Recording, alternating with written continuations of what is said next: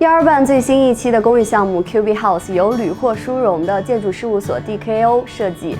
今天呢，金鼎对话非常荣幸来到了他们墨尔本 Collingwood 的总部，也有请到了这个项目的设计总监 Raymond 先生来到我们的节目，有请。Hi everyone, I'm Raymond Mah from DKO. I've joined DKO 15 years ago as a graduate architect, and through DKO I've worked in Jinan, in Shandong Province in China, in Singapore, in New Zealand, in our Sydney office, and now I'm based in Melbourne as a design director. So we have offices in Melbourne, Sydney, Perth, Brisbane, in Auckland, as well as in Ho Chi Minh City in Vietnam.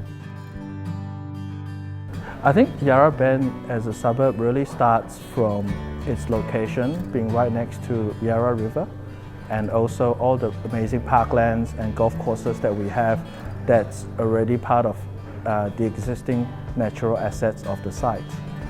The next layer that we add on is the master plan, working with other designers and other urban designers that have created the structure for the suburb. DKO came in and started putting buildings on the suburb. Parkview Apartments was our first project with Yarrabend and at Glenville, and since then we've worked on 4 other stages.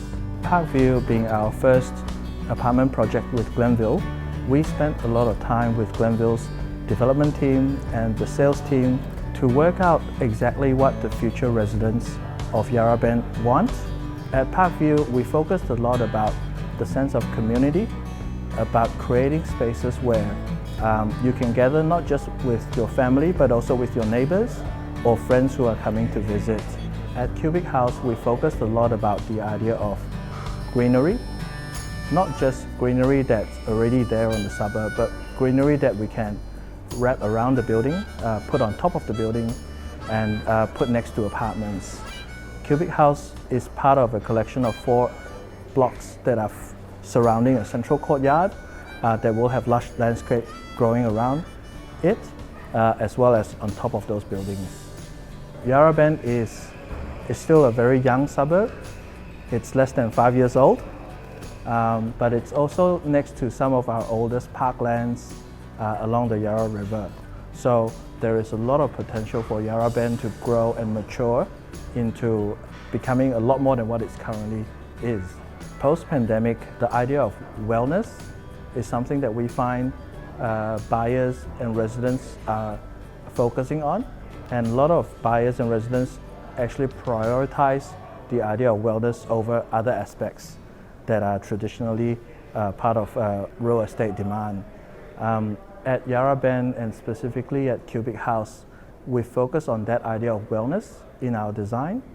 For example, even though it's part of a larger building complex, we've broken the buildings down so that you wouldn't have more than 8 to 12 apartments per floor. And from our research, that's a good number where you would still know your neighbors, where you can still remember names, where there's still a strong sense of community and belonging in a building, even though it's part of a much larger complex. For myself, livability is about harnessing the nature and natural elements like sunlight or daylight, cross-ventilation, making sure that buildings have fresh air and enough sun in winter, but block out sun in summer.